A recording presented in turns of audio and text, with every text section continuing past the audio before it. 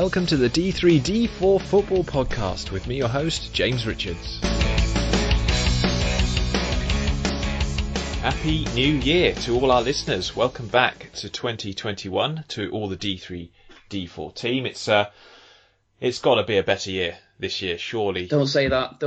Oh, you hope so. Don't jinx it. It's happened already. 2020, that's a low bar, isn't it, to get over? So let's just hope that this coming 12 months is going at some point to have some light at the end of the tunnel. I have to say, though, if you are an NHS frontline worker, you're heroes. You really are. We salute you because the scenes that we're seeing at the moment across the country is just very worrying, and the work you guys are doing is terrific. So, yeah, heart goes out to all of you, and indeed to anyone who has suffered from this COVID pandemic, who's lost anyone in the last 12 months or so. It's really sad. Thoughts are with you guys. It's not a good situation. Football will soon find out how bad the situation is internally with this twice weekly COVID testing that's going to be brought in. Chris and Ed, you join me as always, and are we going to see? Do you think? I'll start with you, Chris, because you've had more COVID tests than I've had hot dinners recently, and honestly, it's. Are we going to see lots of games cancelled? Do you think? Is it really going to be? Is it going to be really rife, and we just don't know about it? Do you think? I don't know. To be honest, on the COVID test, we were just saying before we started recording that I've had a couple through university and a couple otherwise, and they're not great fun. And they are bringing them into the EFL, and the number of asymptomatic cases that some of the studies have brought up in the wider population. It does seem that it's rather rife, especially with this new variant being so easily transmissible. It's worrying, and we're already seeing just through standard testing of those that are symptomatic, a lot of players having to isolate. So I don't see things going in a better direction in terms of games being cancelled from increased testing in the EFL. I think it's entirely the right thing to do from a public health perspective, but from getting games on, it's going to be difficult. Andy Holt has already asked for the season to be extended. Ed, that seems sensible, seeing as I think Accrington would have to play something like once every 4 days to fit in the fixtures that they've already got. Yeah, I think it's completely sensible, especially when you remember these squads have been limited by a wage cap, so they haven't been able to bring in huge numbers of players anyway. And if you're asking people to play 2, 3, 4 times a week, it's going to put incredible strain on even the biggest of squads. So I don't really see why we can't extend into the summer. I know there'll be a few players who are potentially going to go off to the Euros with some of the countries, but the vast majority won't. And I think it is certainly possible for the lower leagues especially to go and extend into the season and extend it a bit further and play the games over a longer period of time, because they're going to need to. There's going to be more called off than what we've had already. Yeah, a couple of weeks, or so could make a big difference, let's be honest. If you could just get that breather. But yeah, it is worrying, and we'll see what happens with these COVID tests. I think personally it's going to be interesting just to see how rife it is in the game, how much infection we are seeing of this awful disease spreading through football. It's not going to be football is going to be kind of a microcosm of the wider society, you can imagine. So where we're seeing huge infection rises everywhere, it's likely to be mirrored in squads. And of course, squads, you'd think, if it's this new variant, would spread it more easily, because they're all, I know they're trying to keep social distance and stuff, but very, very difficult when you're you can't. It's not possible. I mean, it's squad not environment. It's just not possible when you look at the close contact in a penalty area on a corner still, for example. You can't socially distance. You can't expect people to be socially distant in that sort of situation. Yeah, Burton's defence have tried to be, doing it more than anyone else this season. And credit to Burton for that, but I didn't agree to this. What's going on here? But I don't know. It's just there's so many aspects now that are concerning me around COVID. I had it back in October, and the thing that really stuck with me beyond the 10 days that I was legally obliged to isolate. I actually isolated for 14 on advice from my GP, but the fatigue lasted long beyond that. I'm still not entirely sure I've shifted all the fatigue. And so when we're talking about cramped schedules, with the number of games called off, it's looking like we could even have a game every. I think you said 4 before. It could even be like every 3 days. Yeah. So you're saying to squads that they've got to isolate for 10 days, which is obviously Rotherham's the prime example in the Championship. They're having to play straight after that 10 days. Well, half of those players, if they've had symptoms, if they've actually had the symptomatic version of this illness, they're going to have fatigue for longer than 10 days. They're not going to be able to play, are they? They're not in any way that is. I appreciate that they'll have better rehabilitation and better fitness than I do, but they're not going to be able to play straight after 10 days to any reasonable standard, and also without risk of furthering, their fatigue or picking up some other sort of injury. Yeah, no, you're completely right. Yeah, and it's not a reason. You say it's not reasonable to ask them to do that either, I think. But like I say, we'll see what happens with all of this. Before we get into League One, just a couple of new patrons to shout out. Gavin Francis, thank you very much for joining the campaign.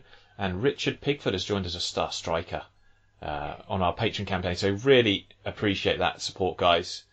Gives us a lot of encouragement. If you guys are listening, you guys are willing to be patrons, just that you like what we're doing, and we try our best. And we're certainly going to try. I'm going to try my best today, just for Ed, because special weekend in D3. And then speaking of that, let's jump in to League One. League One. And of course, we have to start at the Prelly, where new management were in a watching brief, despite what some of the mainstream media have been trying to portray. Jimmy Floyd Hasselbank and Dina Marmria were not in charge of this game. But before we get into it, I've just got some interesting stats here for you, Ed, about Burton Albion's season. Burton have won... the season? Okay. Yeah, the season so far. I just want to say before this starts, I want a good, clean fight from you guys. Oh yeah, no, don't worry. This is just these are just facts. This is nothing. There's no libelous here. I've just got. How many teams are in the EFL, Ed? Do you remember? How many in the actual EFL? It's 72. 72 teams. So out of all those 72 teams, no team has won fewer matches than Burton, who have just won 2 matches this season. Lovely. Fewest of any side. Burton have conceded 50 goals. At least 9 more than any side in the EFL. Your projected target this season, if you keep going in this rate, is 105 conceded across 46 games. Nice. Yeah, very good. And Burton are the only side in the EFL without a clean sheet as well. So out of the 72 sides, and we're including Oldham in this now, because they got obviously clean sheet against Grimsby. Burton are the only side in the EFL without a clean sheet. And in the last 5 games, Burton have conceded 19 goals. That is more than Hull, Sunderland, Fleetwood, Pompey, Accrington and Lincoln have all season. It's a big job, isn't it, Ed, for your new management team? And before we get into the game yesterday, what are your thoughts on that? Because I was a bit surprised by Jimmy Floyd Hasselbank returning. I know you mentioned he was kind of a favourite. Does he have much of a chance to build with this team? Oh, it's really difficult, isn't it? I think we talked last week, didn't we? I had this idea that Buxton wasn't going to go. He went in midweek after a ridiculous game against Wigan, where Burton led 3 times and still lost, which I think has summed up the whole season, really. And he stepped aside. I said at the time it needed to happen. He just didn't have the experience or the experienced heads alongside him yet for it to really work out. And I hope he gets another chance somewhere down the pyramid in the future, certainly. But I think I remember saying last week that I wasn't quite sure about Hasselbank just because about the way he took over last time. The squad he took over was in such a good position and riding so high, and this is the complete opposite. And he wouldn't have his assistant David Alford alongside him. What I like about this appointment, though, is the fact he's going to have Marmira with him. And it sounds like Marmira is going to be the much more hands-on approach to games. And Hasselbank, in some ways, is kind of more the facilitator in this management team. So I'm encouraged by that because Gino's track record speaks for himself. He's improved the points per game record of every club. He's shown that himself. So I really don't know. I kind of wish they'd taken yesterday. It looked like they hadn't done any logical structured training in that period between the Tuesday game at Wigan and that game against Oxford.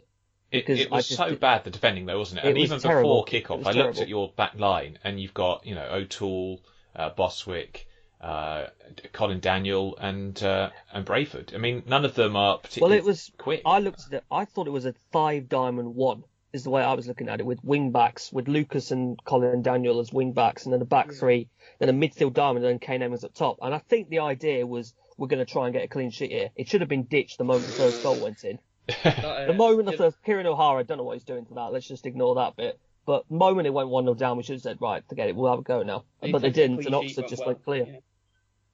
What's that, Chris? The attempt at a clean sheet went very well. It went very well. It went very well. I have to say, though, Oxford do like playing these sides in transition. We kind of got Lincoln at the right time last season when they were in transition between the Cowley brothers and Appleton. Oh, yeah, I forgot about that. And we beat them 6-1. And obviously this was pretty much the same kind of thing. A team in transition, not really got any direction. And obviously, Oxford haven't played particularly well this season at times, but we still have very capable players and we have a very distinct style of play. So we know what we're doing. So against a side that is not really at the races, we will be able to beat them. And we ran right. Your fullbacks, though, especially Colin Daniel, who I've defended in the past, but he was terrible. We've known that for the last 2 years, James. Yeah, we got him behind him. So Sam Long, fair play to Carl Robinson and to Sam himself, because I wouldn't say I was against Sam Long being in the team this season. I think he came across as last season being kind of like a workman-like fullback, and that's fine. But he's turned into a very sort of dynamic player. Carl Robinson has worked hard on his game. He gets forward well now. He's got a good relationship on that right-hand side with the likes of James Henry. And my goodness me, his performance yesterday was absolutely, by a mile, the best I've seen him play. I mean, he was so good. I think he got a couple of assists. Josh Ruffles, yeah, amazing. And Josh Ruffles banging in, 2 goals. I have a feeling I know who our fullbacks in the team of the week will be this week. I haven't checked the data, but I'm pretty sure just by the way that they played. They'd be unlucky. Yeah, but And I've got to say that Shadibo's thirst, the second goal of the game, was a lovely goal. It was. He lovely strike. Got it out from under his feet and sort of curled it in. But Oxford have got 4 straight wins with 7 unbeaten, and we got Brannigan back. And I think Cafu has asked for Sam Long's autograph after his recent performance. So it's good. It's good. I mean, Oxford are 4 points off the playoffs with a team starting to look a little bit more like the usual stuff. We do need some centre-back cover, though. We really do. I think if we lose our centre-back and have to put Sam back in the central area, we won't be as effective. But it's hard to tell too much about Oxford from yesterday because, let's be honest, Burton weren't good enough. No. But yeah, Dino Maamria, I mean, he's a good manager, so he should be an excellent assistant. He will definitely, I think, be able to improve. But what's the priority in the transfer window? Do you see Burton having enough money to bring in at least a couple of players? Well, the priority is the defence. I'm still not that worried about the front line. I think there's enough goals in it. I think we're actually the joint top scorers in the bottom half at the minute, with 28 goals, same number as Plymouth. So there is enough goals, I feel, in this team in the right setup. The problem is we need some defenders, and if we can recreate 2 versions of Sam Hughes, so a couple of young, more athletic centre-backs, potentially even on loan, that's going to help a lot. I'm not too worried about the goalkeeper. I do think we need a proper left-back if Reece Hutchinson's still going to have this injury problem he has. And from the midfield forwards, I don't think the starting players are too much of an issue. It's more depth to me. So it's a good thing they've got this window, certainly. And we have still just got over half the season. But the task is enormous, and it needs to be an instant impact next week at Gillingham. There's no period of settling in before we get going. We've got to be straight off the block straight away. Yeah, good time to play Gillingham potentially because they're in a bit of poor form. Not necessarily bad form. They played Argyle yesterday. Argyle beat them 1-0. Luke Jeffcott with the 14th goal in all competitions this season. I think he's had 12 league goals. But I mean, I love his story. I mean, the fact that he was out at Truro, a team that I've been always very interested in because they're like the only one really in Cornwall that have made it sort of quite high up the pyramid. And he was recalled, I think, as an emergency situation when they had all those injuries to their forwards, and he's just not looked back. Highest scoring Welsh player in English football this season. Certainly the joint top scorer is he joint top scorer now in League One? Yes, he is. He's level with Clark Harris. Yeah, and such an impressive young player. And to be honest, he probably feels he should have had more yesterday. But one thing I would say about Gillingham is, they weren't as bad as all that. And and they missed two absolute sitters from set pieces, didn't they? Conor Ogilvie was the first one. I apologise, I don't remember who missed the second one. It was one of the subs, I'm trying to remember. But it was, Willock, I think it was. I think it was Matthew Willock. You've got to take them, haven't you? Like Plymouth, we talk about clean sheets and stuff, but these gilt-edged opportunities that Gillingham missed, they'll rue those big time because they were easier to score, you think, than put wide or put over the bar, and it happens sometimes. But it does suggest that Gillingham was slightly unlucky. I don't think their second half performance was as good as their start. They started quite well, but again, an important game for you guys next week. That's for sure. Bristol Rovers, chaps, looking a bit better. 3 wins in 4. Back-to-back home wins as well. Tisdale slowly but surely getting more out of them. That attacking trident is looking quite impressive as well. What do we make of those, Ed? Because Bristol Rovers, we know Tisdale's a great manager, but he has got, I think we've said it before, he's just getting a little bit better performances out of the players he's got already. Yeah, I'd agree with that, and I think you point out that sort of front three, they had a Brandon Hamlin, Sam Nicholson and Aaron Ostruma. Ostruma's always someone I've really liked for a long, long time. I think there's been a lot of praise recently to Sam Nicholson from the Bristol Rovers fans. They've been really impressed with him, and Brandon Hanlon, though he missed a penalty yesterday, got himself another goal as well, and I think there's certainly the potential to improve a lot. I don't know if I still consider this to be one of the most elite squads in the league, but with how tight the division is, perhaps a little run of form could take them up much higher up into the table. So they're not a bottom 4 team, though, are they? No, they're certainly not that. No, I mean, Alfie Kilgore and Max Irma at the back. These are two very good centre backs. They've got, their midfield. Like, I was having a look at Ed Upson saying Westbrook and the like in there. That's a very good team overall.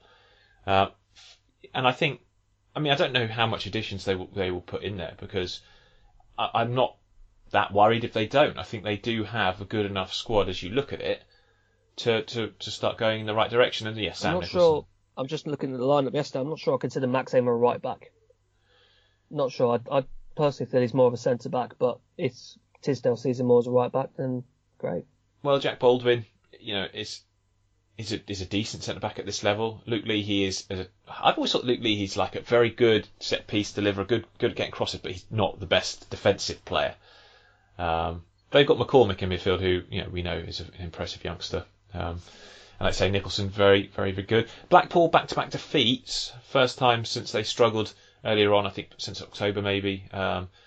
Again, though, I wouldn't be too worried with them because they've only lost 3 in the last 11.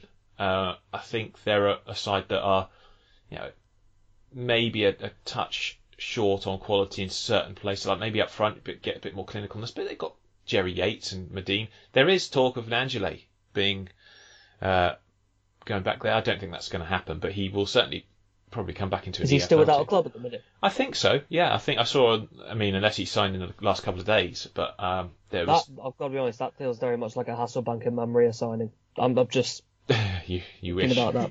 You wish. I think he'd be good for you, no doubt, but I think he might have some offers for teams. No, I agree. Yeah, I agree. Loftier ambitions this season, potentially. But we'll have to see. But yeah, I'm really pleased to see Tisdale doing well. Really pleased to see Bristol Rovers playing quite nice football and getting some wins. But again, for Blackpool, not a huge amount for me to worry about. Hull's first win in 5. They won 2-0 against Charlton, who've only won 1 in their last 6 games now. We know Hull are a strong team, Ed. We've talked about it before. Chris, Charlton. Where was Marcus Maddison? Yeah. Don't do this. He was on the bench, like he was at Hull, apparently. He was, yeah, on the bench, like watching him lose at Hull, like he was at Hull. Why is he not in the team especially after last? I didn't see the. Of course, referring to the outburst he had on social media for those that haven't seen it. He doesn't help himself, does he? No, he does not help himself. You have to say as well, like Lee Bowe's not going to take kindly to that, is he? No. I can't see it. I don't know what he's thinking. He's clearly a talented player, but it's not the first time he's, put his foot in his mouth. What's he actually said? I haven't seen the actual tweet. It was a post on I believe it was an Instagram story saying nothing changes for me at the KCOM. sat on the bench all game and lost to get me home.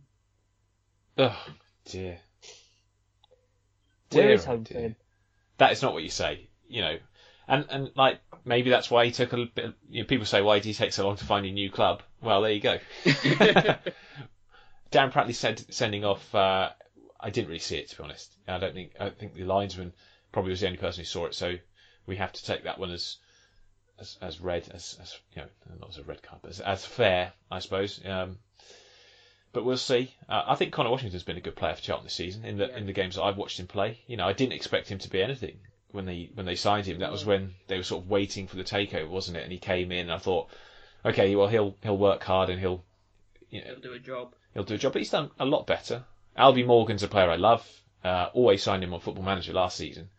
Great player. He's playing up front though. I see him as more of a midfielder, but he's clearly quite versatile. Omar Bogle has not impressed me since his Grimsby days, if I'm honest. Maybe that's just me, but he just hasn't had any. I think he needs a consistent run in a team. He's been a bit in and out, but not particularly impressed with the performance I've seen of him of late. Always like Jake Foster-Caskey. I think he's good, but certainly feel Hull will be right up there. I mean, they're going to be in contention for sure. You look at the team; they're 11 that they can put out. They're going to be right up there, and they're missing a couple of centre backs as well, aren't they, Ed, at the minute? Well, I think they've been playing Darren Prattley, haven't they? I'm talking about Hull, mate. Oh, we're talking about Hull. Sorry, sorry, I completely stepped out there. No, I think they are missing a couple, but I've been really impressed with Jacob Greaves, who's been handling the step up from his time at Cheltenham last year, and I think he's been really adapting to League One well. Yeah, he'll be a player that can play, hopefully with Hull, I suppose from a Hull perspective in the Championship, but no. Honeyman in midfield. Honeyman has just been on fire this season. I just love the fact they've got Doherty and Honeyman in there, and Smallwood with that sort of experience. That's a very, very good team at this level.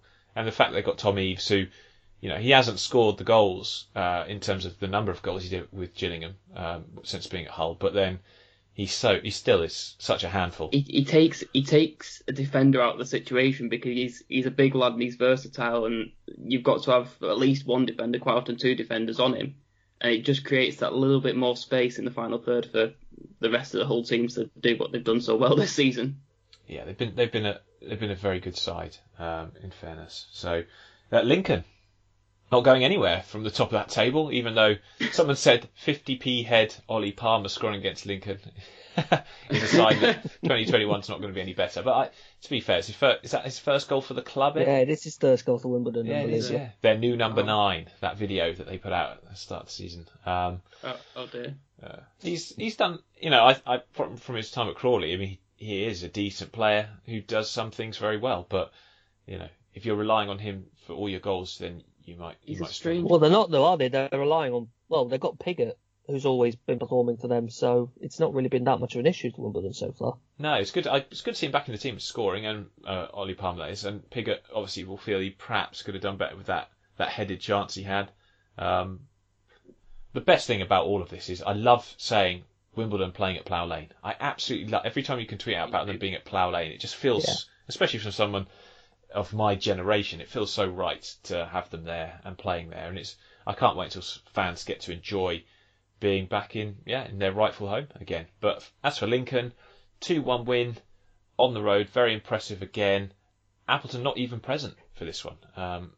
14 days self-isolation period for him, so not sure when that started, but potentially missing a few games. So again, a difficult one. I mean, what can we say about Lincoln that we haven't said already? They are an excellent team, and they're getting the plaudits because they are just that. Tom Hopper, does he get enough credit, guys? Do you think? I think he does a very good job of holding the ball up for a chap that perhaps isn't considered a target man. And he bagged a goal yesterday. Goal and assist. He's been fantastic this season. I think you're right. I don't think enough gets said about him. He's been a real asset.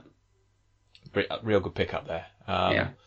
And Southend will feel again aggrieved that they've lost. I mean, you see the players that they've had leave during the last sort of 18 months. There are some decent players there, but again, I think the financial situation speaks for itself. So they had no choice. But yeah, Lincoln remain top of the table. Is it a 4-point gap now they have over everyone else? Yes, and the ones below do have a game in hand, but it is a 4-point gap at the moment. Yeah.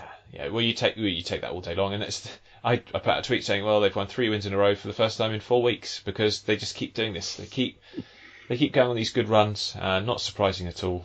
Very good team. Actually, looking forward to seeing some of the teams up there play a match.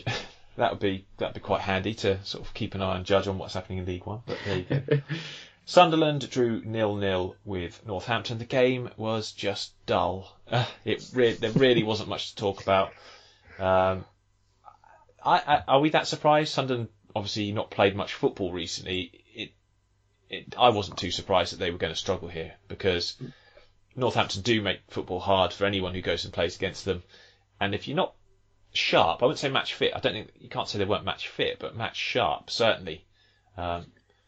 They're a physical side, and if half the team's been at home with COVID, and as a whole they won't have had much of a training opportunity, certainly not as a team, going up against a physical side like Northampton, it's always going to be a tough one from a Sunderland perspective. So I think to come away with a draw is really credible. Yeah, I mean, if they had snuck a 1-0 win, then that's a fantastic result. And I know this is Sunderland in League One, and that's Northampton, and they may not feel that, but actually, they're in the division they're in. One thing I would say about Sunderland as well, obviously reading about this takeover, I wonder what Sunderland fans make of this, and maybe I'm the only one who's sort of noticed, but I think there's this thing about the fans, isn't there, with Sunderland, where you've had like everyone says, oh, I want to buy Sunderland because they're a great club, great potential. Look at the supporters they get in League One, 30,000. So clearly the old owners, Stuart Donald and his guys, have been selling the club based on the fan base, but they've also contradicted that by saying, "Oh, it's the fans that have stopped us selling the club." Yes, you've nailed it. Oh. You've absolutely nailed it. And it's there's the problem of Sunderland that fans have high expectations, but a club like Sunderland, the fans should have high expectations.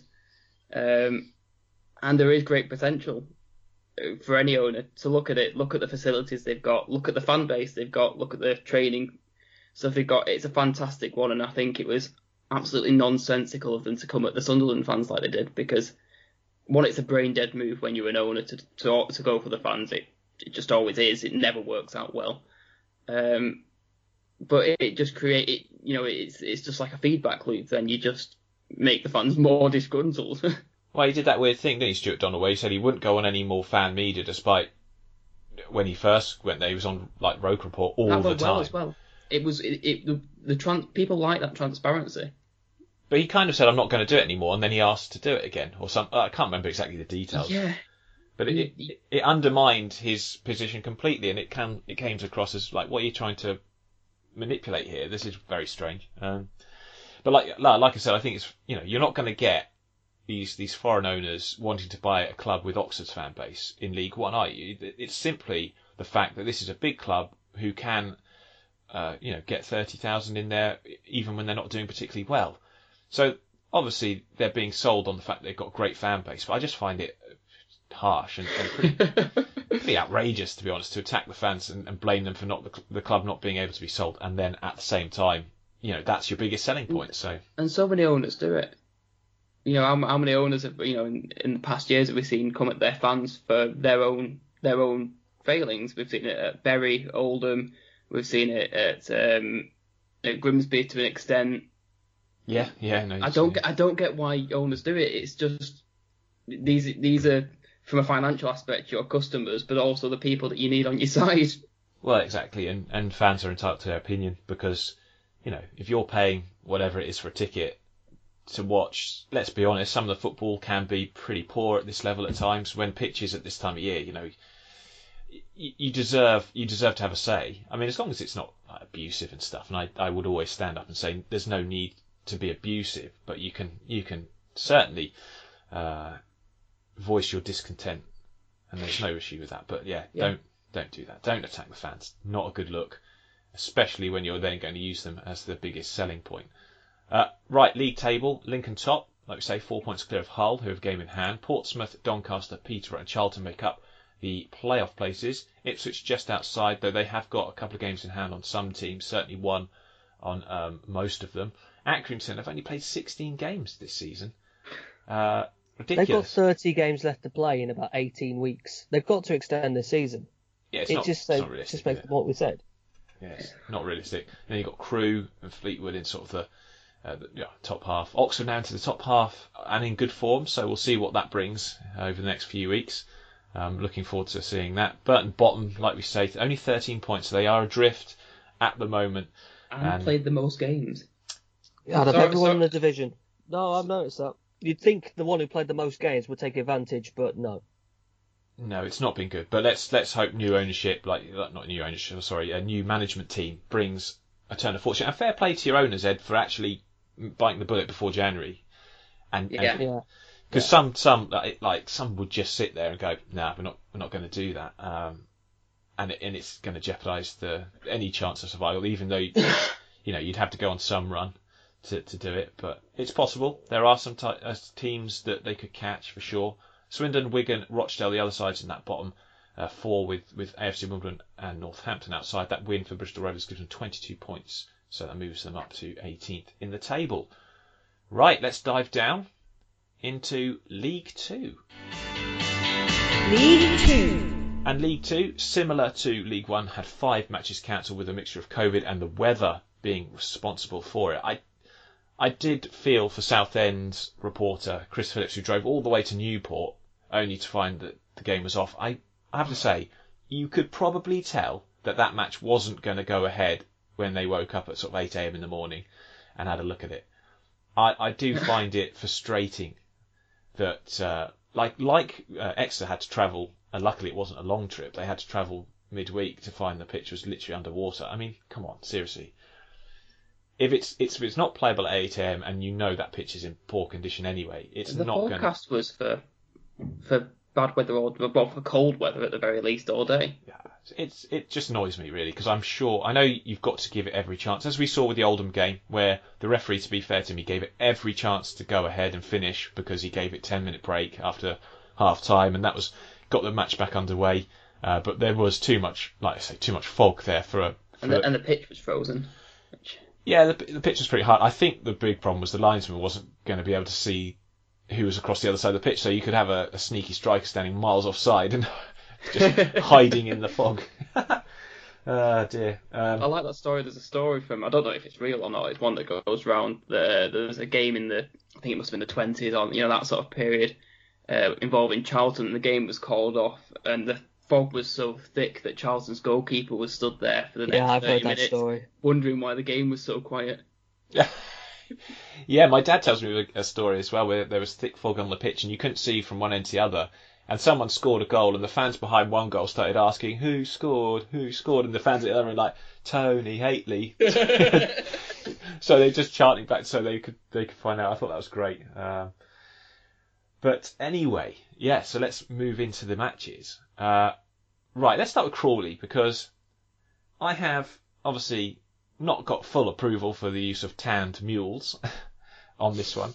No, you haven't. No, I haven't. Okay, so I've done... Shady Zebra. Stick with Shady Zebra. Yeah, I prefer that, definitely. No, look, Crew, you can only have one Shady Zebra, and Crew are Shady Zebras. So you've got a choice here, lads, right? I have come up with 4 other names. Oh, no. 4? Yeah. What have you been doing the rest of the week? Mate, we're in tier 4 here. What do you expect me to do? It didn't take me very long, to be honest. This was 5 minutes work last night. So here are the 4 choices: Shadowy Stallions, Crepuscular Mustangs, Definitely not that one. Nebulous Ponies, or Inky Steeds. If you call a John Yems team's ponies, you're asking for trouble. It's not like that. Well, yeah, you got a choice here. I was going to try and stick in like llamas. What was the third one again? Nebulous Ponies. I like that one best. I'm just thinking. I don't have to. This is not a good choice to have. If we're calling through Shady Zebras, who's the dark horse, please? We haven't got a We're not allowed dark horses on this pod. Why Our not? record of having a dark horse on this pod is basically like condemning that side to a relegation struggle. Well, Crawley not in a relegation struggle. Let's do that. No, but they will be guaranteed. It's. Oh, they won't. They'll be fine. As soon as we give them the dark horse name. Nebulous Ponies. Nebula. There's nothing wrong with nebulous ponies. That's good. Wait, What was what? the second one? What was the first word in that second one? Crepuscular Mustangs, man. I've never heard of that word ever. Crepuscular, like crepuscular animals that come out at twilight. Crepuscular. That's generally Why? the meaning of Just that say word. nocturnal then, not crepusculous. Well, yeah, but I mean, we could mix and match. You could have shadowy Mustangs. That's quite good. He's had the thesaurus out last night, just. Yes, he's just got the thesaurus out, desperate. I Trying to don't come up think with I some own a words. thesaurus, actually. I should probably invest in one. Inky Steeds. I thought Inky Steeds was quite good. I'm so sorry to the listeners. I'm so sorry. What a great start to the year. Okay, but anyway, Crawley went to Bolton. Sorry, I forgot we were talking about football. Yeah, well, there we go. So we'll go with nebulous ponies, and we'll see I what. want you to make that second one the title for this and make people understand what it is. Crepuscular Mustangs. Crepusculous Mustangs. No context. Just no context, just call it that. Yeah, People okay, will be we'll like, see what "I've happens heard with of that. this." It's we wonder why we get one listener. Our other regular listener just goes, no, not this week, lads. Got too far. It's too silly now. Anyway, so the shadowy stallions that are Crawley Town, they beat Bolton 1-0. Great result. And actually, what I'd say about Crawley's team, George Frankham having the season of his life, a player who last season I would have probably put him in on the bench most weeks and said, he's a good player to have in that team. He's become like almost the first name on the team sheet. They really missed him when he was injured. And he can play right back, central midfield. I think he was in central midfield yesterday. They had Naderson and Nichols up front. No Waters, so doing well to sort of get the goal and win the game without him. Another red card for Bolton. They had one, didn't they, against I think Kyoso sent off against Carlisle, and it was Grindage sent off yesterday, double booking. A little bit frustration for the manager. But Glenn Morris at 37 making a fantastic save, and the cat has been doing that for ages, let's be honest. Cat. You're just calling him the cat, you're not like... Is he not a pony? He's not pony. He's cat. What just... colour cat? No, don't make him pick the colours. Yeah, well, I don't know really. I mean, I'm assuming he's Crawley wear red, so he's well, what does he wear? He's yellow yesterday, though you don't get many yellow cats, do you? I suppose a lion is kind of what colour's a lion, yeah, but they could have called him Glenn the Lion, Morris. I think that sounds a little bit... Oh, I'm so sorry. Lionheart Morris. I'm so sorry for starting this.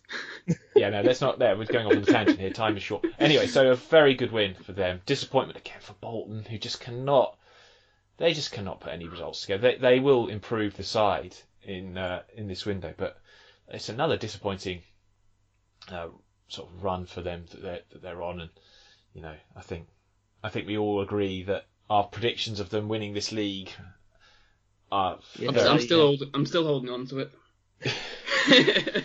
Yes, I don't like this system.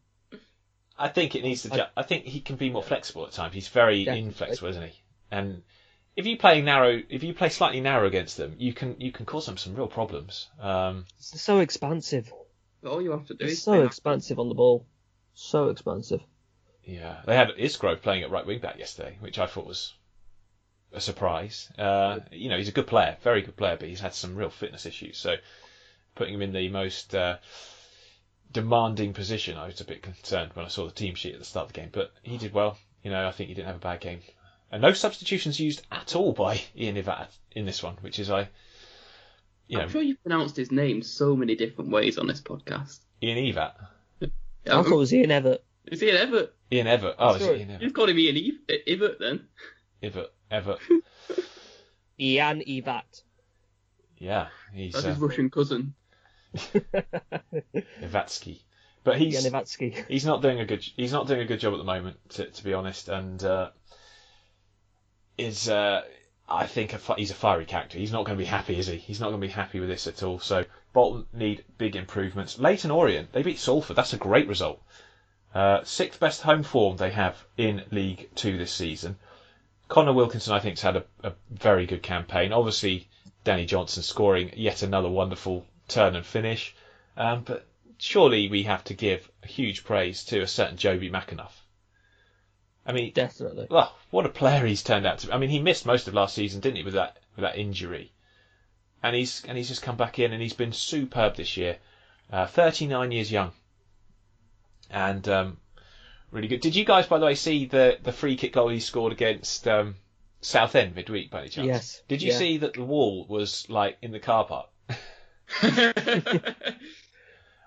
I don't know what the ref was doing. He booked people I think he booked Buomo for complaining about it, but Buomo sort of went to where the guy was taking the free kick and did 10 steps, and I'm not joking, the wall was like 5 yards further back than that. It looked ridiculous. You know, it was very funny. Go and have a look at the highlights of that game if you haven't seen it. I just do not know why the ref didn't just go, right, look, if you're worried, I'll do it again. But he was so like stubborn. No, I'm not doing it. I've already done my line on the floor. That's where it's standing. But they're like, but the line's in the net. It's already gone past the touchline, ref, you know. Dear me. Do your own whipped cream next time. There was a case, wasn't there, that spray dries hard and you can move it. Can you? I don't know. I saw a video of Fabregas. You sure that wasn't SpongeBob you were watching when, you know? I saw there was a video going around, I'm sure, of Fabregas lifting up the thing and chucking it a yard or two forward. Maybe that was an old incarnation of this stuff, but incredible scenes. But great for Leyton Orient getting another win, keeping up some impressive home form. They're an interesting side, aren't they? Because they sort of take 2 steps forward and 2 steps back. They never seem to be able to keep a consistent run of form going. But they do have some good options. They've got Lee Angle coming back into the scene, Brophy moving to left back in this one. You think, though, defensively is probably where they need to shore up the most. Akinola was playing with Happy at the back in the centre-back positions. Coulson, I think, has been dropped for the last couple of games, or dropped to the bench, certainly. But still, you know, with that midfield of Cisse and Clay, they're energetic, they're good players. You think they might be able to protect the back four a bit better. If they can just shore up that back line, given what we know about their forward line, do you think, Ed, that they've got a chance at playoffs? I mean, they certainly look like they do. Yeah, I'd agree with that. I think Lawrence Vigor has actually been one of the best keepers in the league this season. That's a shock, though, isn't it? I mean, he was prone to a few errors in his time at Swindon. He was, but I think I remember watching this video. He's got a really good kick on him, quite a flat, driven kick, and it's one they've been using loads. He's got the ball, he's got to the edge of the box, kicks out towards the right wing, and they attack down there. I think Joby Mackin's been running onto it, Connor Wilkinson's been running onto it, Danny Johnson's run onto it. It's a really good counter-attacking weapon, and they've been making really good use of that at times this season as well. So I agree, like you say. I think really the product to me is the centre of defence, really. I don't like when James Brophy goes at left back. I think to me he's more an attacking player. I guess they use it to allow him and say Lee Angle or Louis Dennis to be on the team as well. But I still feel James Brophy's a guy who's much better up the field than he is back. Yeah, he's completely more successful dribbles than anyone in the division. So he's a good winger. He's, to be fair, like Embleton Embleton not at the game, but he's used him well as a defensive player. He's certainly improved that side of his game. But a win's a win, and it's a very impressive victory against a side that I still think will see Salford go up automatically. Just think they've got a very good squad and they'll improve it, but time will tell on that one.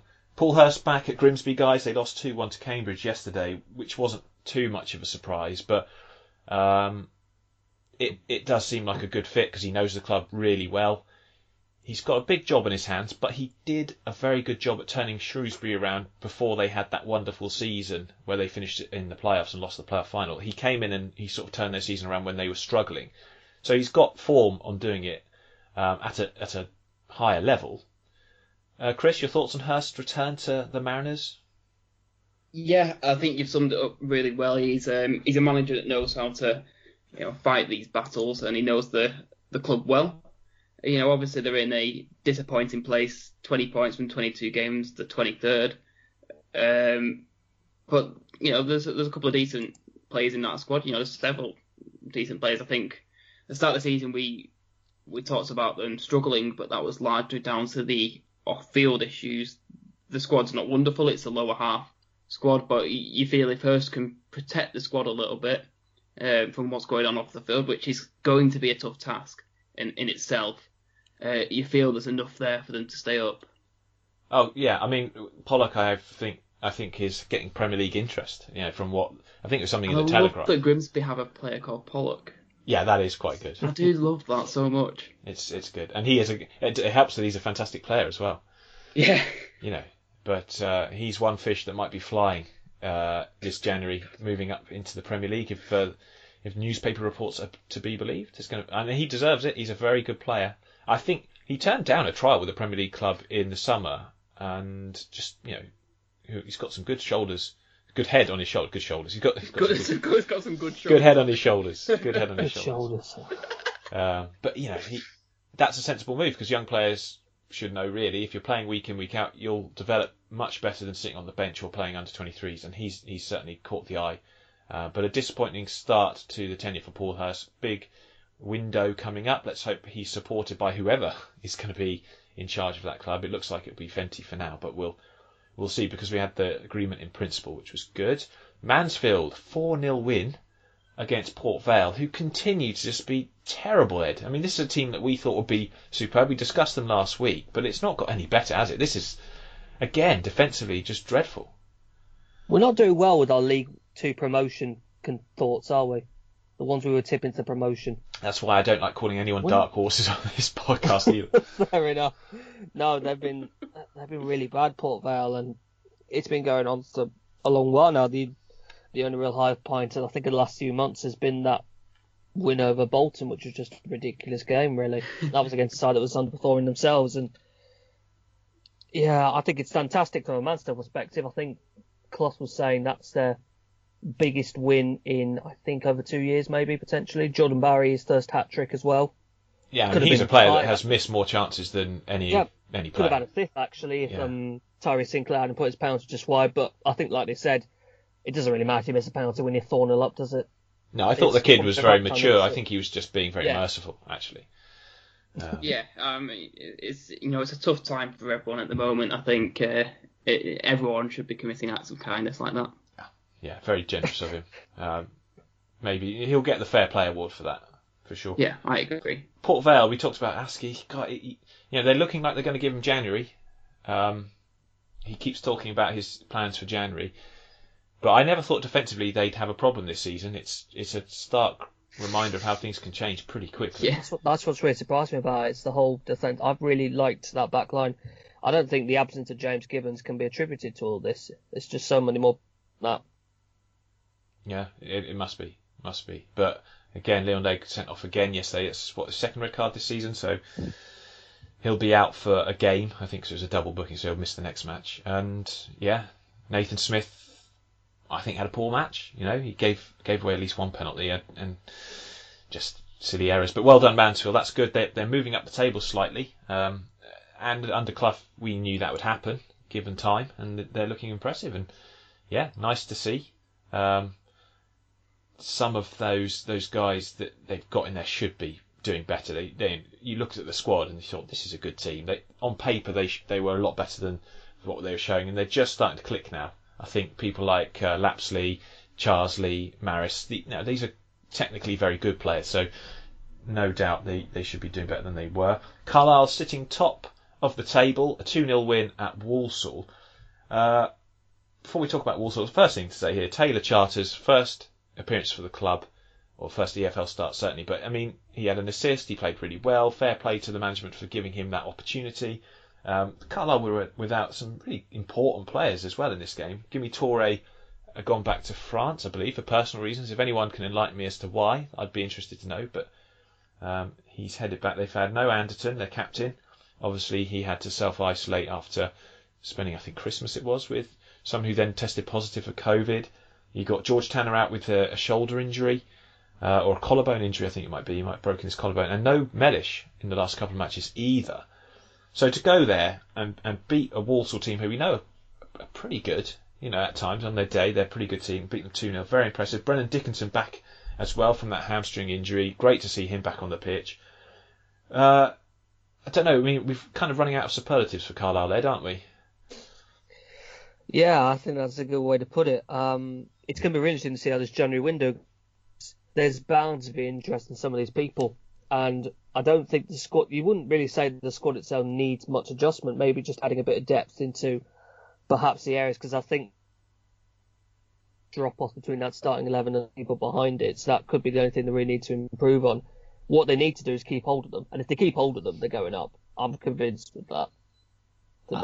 I'd say they've got pretty good depth though. It's not a huge squad, you're right, but they have got, a couple of players in there that I think, I think Joe Riley's stepped up when he's had to come in midfield. I think the fact they're giving youngsters an opportunity was really good. I like the fact that Aaron Hayden can move across to right back, and McDonald and Bennett just carry on the great work that their centre backs have done this season. I think is it Armour, the left back? Yeah. I still think in midfield, if you're talking about the best three potentially being Joe Riley, Callum Guy, and John Mellish, I think there is like Thurman. Charters obviously yesterday was fantastic, but I think when you look at Colin Malley or Dean Thurman, obviously Josh Dixon, Danny Devine he's out injured, isn't he? For a while, yeah. I do think there's a bit of a drop off of that, but it's not a major issue for them at all. No, I would be more concerned perhaps with Gavin Riley not in great form if they lost one of those three up front, because obviously Kivitori not there at the moment. That's slightly concerning, especially when you're playing with that sort of system. You need three pretty dynamic players to do it well. And but Walsall, they're not. They've only beat Crawley in that current top seven, and that seems to be a little bit of an Achilles heel for them. They're going on these they're a bit streaky as well, aren't they? They're still a bit like Orient, to be honest. One that could be really good.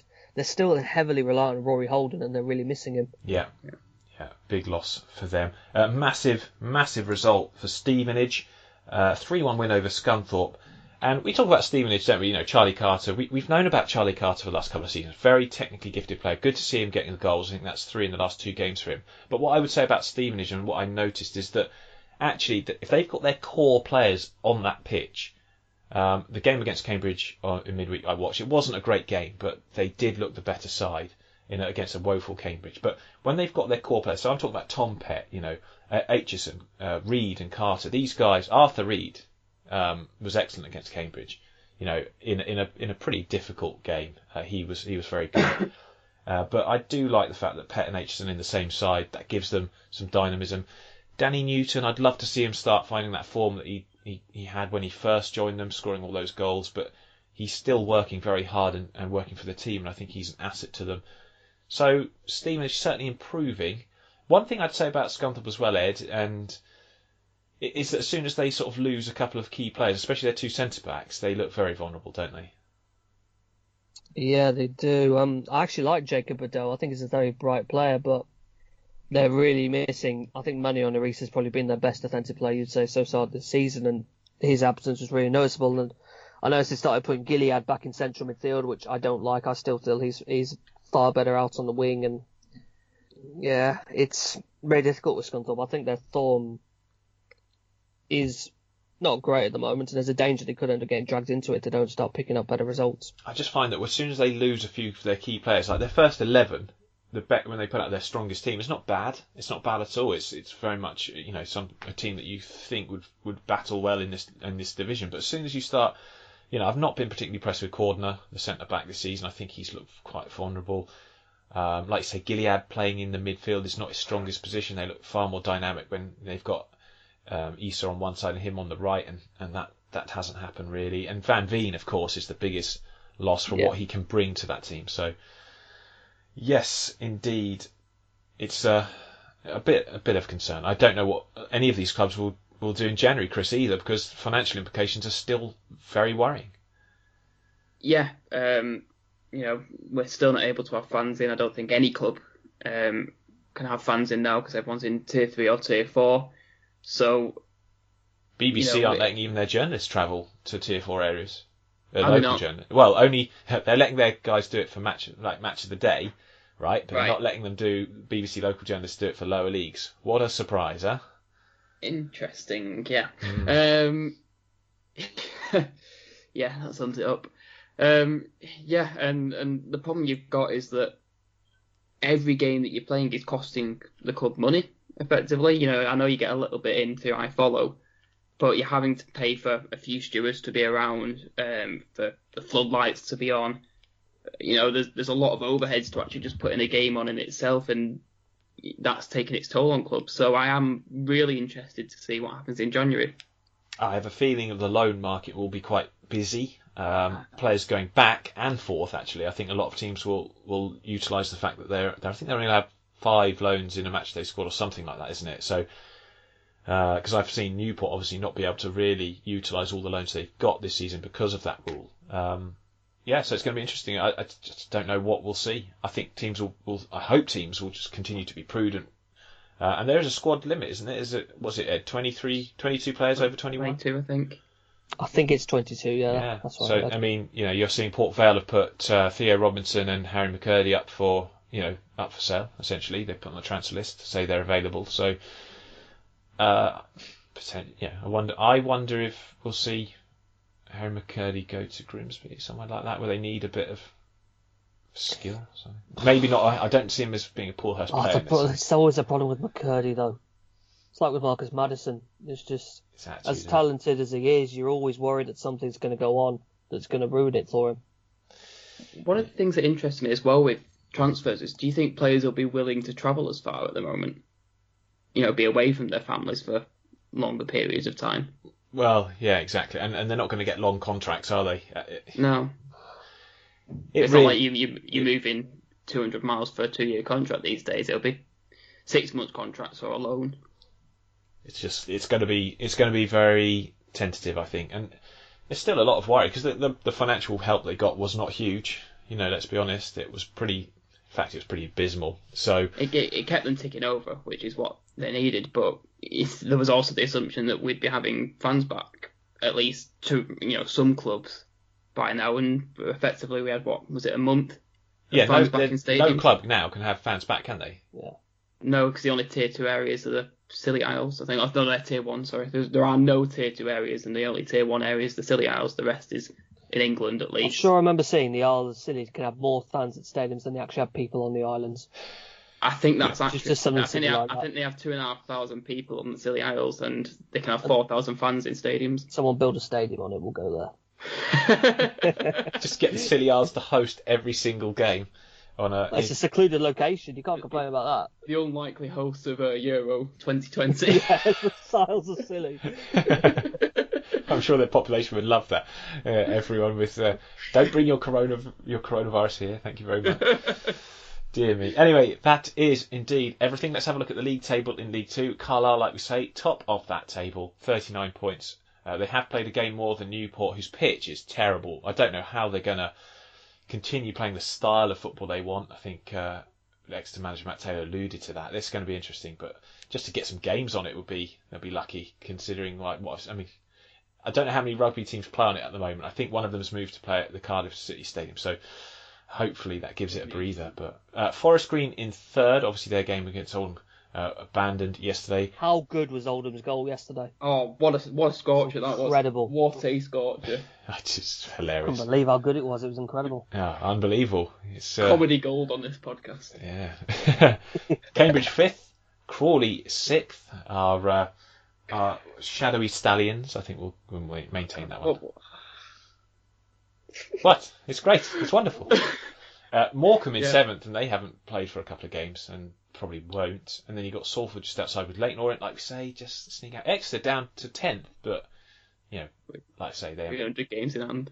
They've got a couple of games in hand, haven't they? And that'll hopefully. I mean, again though, you've got to win them, which is always difficult. At the bottom, Southend back at the foot of the table.